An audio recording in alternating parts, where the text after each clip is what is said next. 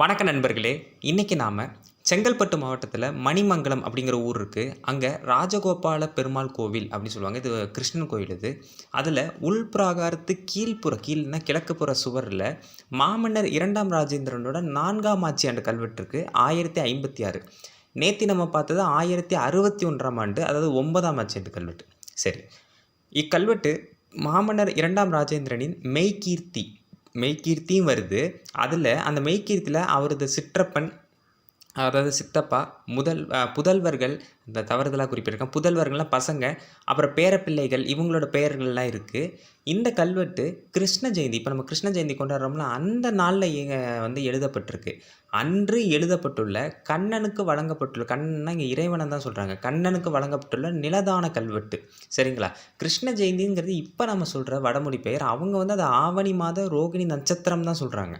ஏன்னா அப்போ தான் கிருஷ்ண ஜெயந்தி நம்ம கொண்டாடுறோம். அவங்க அந்த இதை சொல்கிறாங்க. இப்போ நம்ம கல்வெட்டை பார்க்கலாம். சரி, இதுதான் அந்த கோவில். இதில் மெய்கீர்த்தி ஆரம்பிப்போம். ஸ்வஸ்தி ஸ்ரீ திருமாது புவியெனும் பெருமாதர் இவர் தன் மாதேவியர்களாக மீதொடி வெண்குடையுயர்த்து தின்களி பெயர்த்து தன் சிறிய தாதையாகிய எரிவலி கங்கை கொண்ட சோழனை பொங்கிதல் இருமுடி சோழன் என்றும் பொறுமுரட்டன் இரு தம்பியர் தம்முள் வென்றி கொள்மும் முடிசோழனை தெம்முனை அடுத்திரர் சோழ பாண்டியன் என்றும் கோடி மன்றோடு கடல் வீர சோழனை படிப்புகள் கரிகால சோழன் என்றும் பொறுத்தொழில் வால்வழி தடக்கை மதுராந்ததனை சோழகங்கன் என்றும் தோல்வழி மேவிக்கல் பராந்தக தேவனை சோழவ யோத்திய ராஜன் என்றும் துயர தன்போடு கருது காதலருள் இத்தலம் புகழ் ராஜேந்திர சோழனை உத்தம சோழன் என்றும் இன்னும் இருக்குது. இதில் இந்த எரிவழி கங்கை கொண்ட சோழன் ஒரு வார்த்தை வருது பார்த்தீங்களா? இவர் யார் தெரியுமா? அதாவது ராஜேந்திர சோழனுடைய தம்பி. மாமன்னர் 2ஆம் ராஜேந்திரன் இல்லை, 1ஆம் ராஜேந்திரன் சொல்லக்கூட கங்கை கொண்ட சோழனான மாமன்னர் ராஜேந்திரனுடைய தம்பி. மாமன்னர் ராஜராஜ சோழனுடைய 2ஆம் மகன் ராஜாதிராஜன் வீரராஜேந்திர சோழன் 2ஆம் ராஜேந்திரனுடைய சிற்றப்பா. சரி, இதோட விளக்கத்தை பார்ப்போம். மங்களம் உண்டாகட்டும்.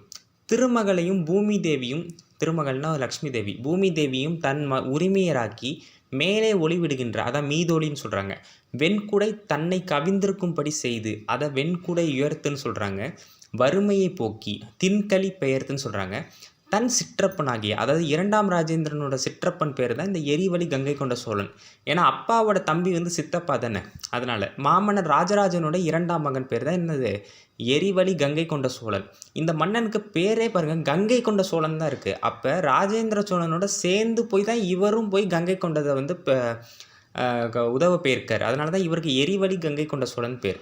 சரி, அவருக்கு போரில் வலிமை பெற்ற இருமுடி சோழன், அதாவது பொங்கிதல் இருமுடி சோழன் என்ற பட்டத்தை வழங்கியிருக்கார். யார்?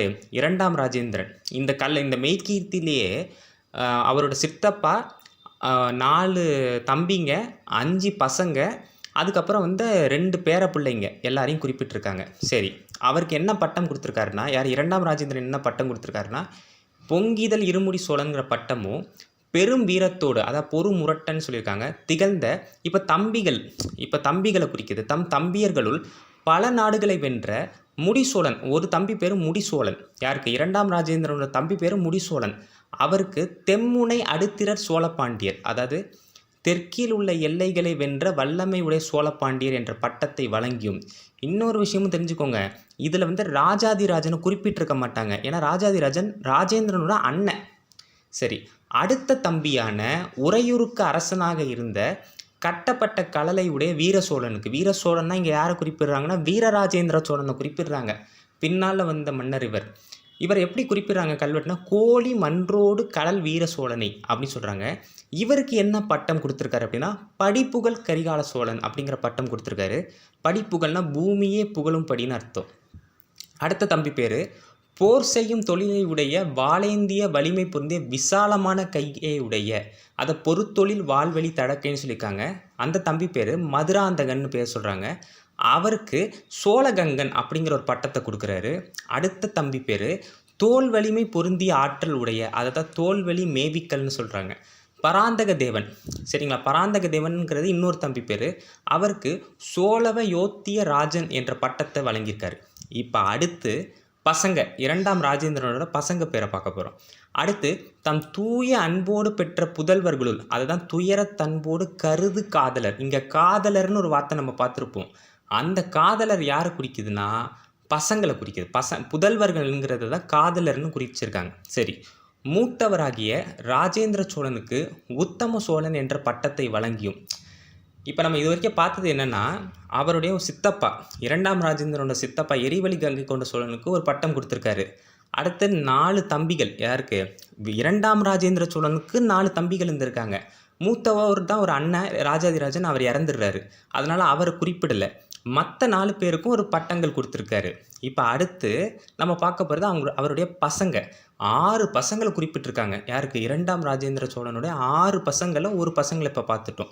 இப்போ அடுத்து வாங்க என்ன சொல்லியிருக்காங்கன்னா, இப்போ கல்வெட்டுக்கு வருவோம், மெய்க்கீர்த்திக்கு வருவோம். தொத்தனி முகைய விலங்கல் முடிக்கொண்ட சோழனை இகல் விசையாலயன் என்றும் புகர்முகத் தெளு ஏயர் களிற்று சோழ கேரளனை வார்சிலை சோழ கேரன் என்றும் திண்டிரர் கடாரங்கொண்ட சோழனை தினகரன் குலத்து சிறப்பமர் சோழ ஜனகராஜன் என்றும் கனைக்கடல் படிக்கொண்ட பல புகழ் முடிக்கொண்ட சோழனை சுந்தர சோழன் என்றும் செந்தமிழ் பிடிக்களி இரட்டப்பாடி கொண்ட சோழனை தொல்புவி ஆளுடை சோழ கணக்குச்சிய ராஜன் என்றும் பின்னும் தன் காதலர் தம்புல் மேதகு கதிராங்கனைகளுள் மதுராந்தகனை வெல்படை சோழ வல்லபன் என்று மான சிலைக்கை யோரானை சேவகனை நிருபேந்திர சோழன் என்றும்.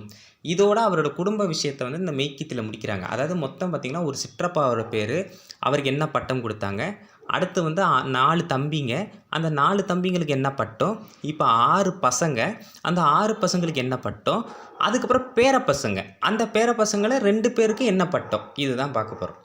அடுத்த 2ஆம் மகன் பூங்கொத்துகளின் அரும்புகள் மலர்கின்ற, அதை தான் வந்து தோத்தனி முகையவில் அலங்கல்னு சொல்கிறாங்க.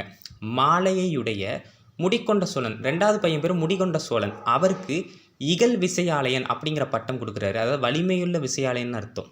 3ஆம் மகன் அவர் என்னென்னா முகத்தில் புள்ளிகளோடு கூடிய 7 முழம் உயர்ந்திருக்கும் யானைகளை, அதாவது புகர்முகத்து 7 உயர் களிர்னு சொல்கிறாங்க, கொண்ட சோழகேரளனுக்கு 3வது பையன் பேர் வந்து பார்த்திங்கன்னா சோழகேரளன், அவருக்கு வார்ச்சிலை சோழகேரளன் அப்படிங்கிற பட்டத்தை வழங்குறார். அடுத்து 4ஆம் மகன் பெரும்படை கொண்ட, அதாவது திண்டிரன் சொல்லியிருக்காங்க, கடாரங்கொண்ட சோழனுக்கு தினகரன் குலத்து சிறப்பமர் சோழ ஜனகராஜன் அப்படிங்கிற பட்டம் கொடுக்குறாரு. இது சிறப்பமர்னா சிறப்பு வாய்ந்தன்னு அர்த்தம்.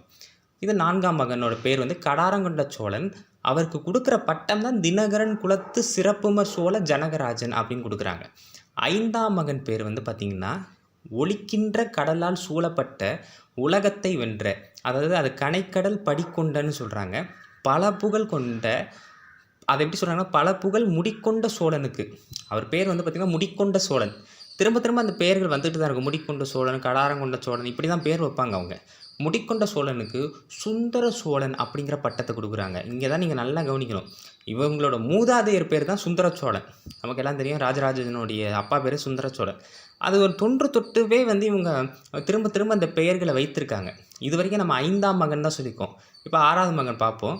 சுந்தர சோழன், எரிவலி, இது மாதிரியான பெயர்கள் வந்து ஒரு அடையாள பேர், சோழர்களுடைய அடையாள பேர். சரி, அடுத்து 6ஆம் மகன் பேர் பார்த்திங்கன்னா செந்தமிழ் காட்டில் உள்ள பெண் ஆண் யானைகள் அடங்கிய சேனையை உடைய, சேனைனா படை, அதுதான் செந்தமிழ் பிடிக்களிட்டுன்னு சொல்கிறாங்க. அந்த பையன் பேர் என்னென்னா ரெட்டப்பாடி கொண்ட சோழனுக்கு அவர் என்ன பட்டம் கொடுக்குறாங்க பாருங்கள், தொல் புவியாளுடை சோழ கணக்குச்சிய ராஜன். இந்த கணக்குச்சின்னு ஒரு வார்த்தை வருது பார்த்தீங்களா, அது வந்து கண்ணோசி. இன்றைக்கி இந்தியாவில் வந்து உத்தரப்பிரதேஷ் பக்கத்தில் கண்ணோசின்னு ஒரு இடம் இருக்குது. அந்த தேசத்தை பிடிச்சிருக்காங்க போல், அதனால் இந்த பட்டப்பெயரை கொடுத்துருக்காங்க அவருக்கு. இது வரைக்கும் பசங்க முடிஞ்சு வச்சு. இப்போ அடுத்து 2 பேர பசங்களுக்கு வராரு. அதை எப்படி சொல்கிறாங்கன்னா, அடுத்து தன் பேர பிள்ளைகளும், நான் ஏற்கனவே சொல்லியிருப்பேன் காதலருங்கிறது வந்து பிள்ளைகள் புதல்வர்களை குறிக்கும்னு சொன்னேன். பிள்ளைகளோட பிள்ளைகள் தானே பேர பிள்ளைகள், அதனால காதலர்னு சொல்கிறாங்க. அதில் ஒருவரான சிறப்பு பொருந்திய ஒளிக்கின்ற வீரகண்ட, அது வந்து ஒரு அணிகலன் மாதிரி, கண்டாமணிங்கிறது ஒரு அணிகலன், அதை அணிந்த, அதை வந்து மேதகு கதிராங்கனைகளல் அப்படின்னு கல்வெட்டில் சொல்கிறாங்க. ஒரு பையன் பேர் பேரப்பையன் பேர் என்ன, மதுராந்தகன். திரும்ப இதே பேர் தான் வரும். மதுராந்தகனுக்கு வெல்படை சோழ வல்லபன் அப்படிங்கிற பட்டத்தை கொடுக்குறாரு. சரிங்களா. அடுத்த பேரனுக்கு அவர் பேர் என்னென்னா பெருமை பொருந்திய வில்லை கையிலேந்திய ஆணை சேவகன், அந்த பையன் பேர் ஆணை சேவகன், அவனுக்கு நிருபேந்திர சோழன் அப்படிங்கிற பட்டத்தை வழங்குறார். இதோட இந்த டாபிக் முடிஞ்சிச்சு. இப்போ அடுத்து மெய்கீர்த்தி இன்னும் முடியல, இன்னும் இருக்குது. பருமுனி சுடர் மணிமகுடம் சூட்டி படிமிசை நிகழும் நாளினுளில் கல்வெட்டெழுந்து சென்றோடிற லெட்ட மண்டல மெய்தி நதிகளும் நாடும் பதிகளும் அநேகம் அளித்தனன், அப்படி தான் படிக்கணும், அநேகம் அளித்தனன் வளவனென்று மொழிப்பொருள் கேட்டு வேக வெஞ்சலுக்கி ஆகவ மல்லன் பரிபவ மேனக்கித்தென் ரெறி விழித்தெழுந்து செப்பருந்திருத்த கோப்பத்த அகவையில் சென்றதிரேன் ருமர் துடங்கிய, அதான் அடங்கியதான் அப்படி சொல்கிறாங்க, துடங்கிய பொழுதவன் செஞ்சரம் மாறி தன் குஞ்சர முகத்தினும் தன்றிருந் துடையிலும் குன்றருள் புயத்திலும் தைக்கவும் தன்னுடன் களியேறிய தொடுக்கலர் வீரர்கள் மடியவும் வகையாதொரு தனியினேகம் பொறுப்படை வழங்கியும் சொல்லிட்டு, மொயம்பர் சலுக்கி தம்பி ஜெயசிங்கனும் போர்ப்புல கேசியுந்தார் தசபன்மனுமான மன்னவரில் மண்டலிக சோகனுமான வன்புகழாலும் மாரையனும் தேனிவர் மட்ட விழலங்கள் மொட்டையனும் திண்டிரல் நன்னி நுளம்பனு மெனு மிவர் முதலியர் எண்ணிலியரை சரை விண்ணகத்தேற்றி வன்னியரவனும் அப்படின்னு சொல்கிறாங்க. இது பார்த்திங்கன்னா இப்போ நம்ம இது வரைக்கும் முதல்ல பார்த்தது எல்லாமே அவருடைய குடும்பத்தை பற்றி பார்த்தோம். இப்போ இவர் சாளுக்கிய தேசம், அதாவது கொப்பத்தை ஆகவமல்லனை ஜெயிக்கிறாருல்ல, அதை பற்றி இந்த மெய்கீத்தில் தெளிவாக கொடுத்துருக்காங்க. வாங்க பொருளை பார்ப்போம். பெரிய அளவுடைய ஒளி பொருந்திய மணிமகுடம் சூடி, அதாவது இது மாமன்னர் 2ஆம் ராஜேந்திரன் குறிக்குது. அவர் மணிமகுடம் சூடுறாராம். சூடி உலகில் வாழும் காலத்தில், அதை படிமிசை நிகழு நாளின்னு சொல்கிறாங்க, கல்லில் வெட்டித்து, கல்லுன்னா அது கல்லால் வெட்டித்து மாமன்னர் படையெடுத்து சென்ற ரெட்டப்பாடி, அதுதான் மகாராஷ்டிரம் கர்நாடகா பகுதிகள், இப்போ இருக்க சாளுக்கிய பகுதிகள், அப்போ பகுதியில் உள்ள அதில் இருந்த எல்லா நதிகள், நாடுகள், நகரங்கள், அதுதான் பதிகள்னு கொடுத்துருப்பாங்க, நகரங்கள் அநேகமாக இவை அனைத்தும் அழித்து விட்டார். எல்லாத்தையும் சர்வசாமமாக அழிச்சிட்டாராம் இவர் 2ஆம் ராஜேந்திரன். அந்த செய்தியை கேட்டு அதான் மொழி பொருள்னு கொடுத்துருக்காங்க. கோபம் கொண்ட சாளுக்கியன் ஆகிய, அதான் வேக வெஞ்சலுக்கின்னு சொல்கிறாங்க. அது யார்? அந்த சாளுக்கியன் யார்? ஆகவ மல்லன், கொப்பத்து ஆகவ மல்லன். இவன் தான் ராஜாதிராஜனை கொன்னான். அந்த ஆகவ மல்லன் என்ன நினைக்கிறான், இது எனக்கு அவமானம் அப்படின்னு சொல்லி என்று கூறி கண்களில் தீப்பொறி பறக்கும்படி பார்த்து எழுந்து, இதெல்லாம் ஒரு இதாக சொல்கிறாங்க, ஓமையாக சொல்கிறாங்க. சரி, அடுத்து செம்மை பகுதியான கொப்பத்திற்கு, அதாவது செம்மை பகுதினா அந்த இடம் ரத்த கலவையாக தானே இருக்குது, போர் நடந்திருக்குல்ல, கொப்பத்திற்கு மறுபடியும் செல்கிறான். யார்? இந்த கொப்பத்து ஆகவமல்லன் போய் எதிர்த்து யுத்தம் தொடங்கிய காலையில் மறுபடியும் கால நேரத்தில் மறுபடியும் என்ன பண்ணுறான், யுத்தத்தை தொடங்குறான். இந்த கொப்பத்து ஆகவமல்லன் 2ஆம் ராஜேந்திரனோட, அதுதான் சென்று எதிரென்று தொடங்கிய பொழுதுன்னு சொல்கிறாங்க. அப்போ ஆகவமல்லன் தொடுத்த அம்பு மலைகள், அதுதான் அவன் செஞ்சர மாறின்னு சொல்கிற, மாறினா மலை மாதிரி போயிட்டுருக்கான், அம்பு மலைகள் தன் பட்டத்து யானையின் முகத்தை, அதாவது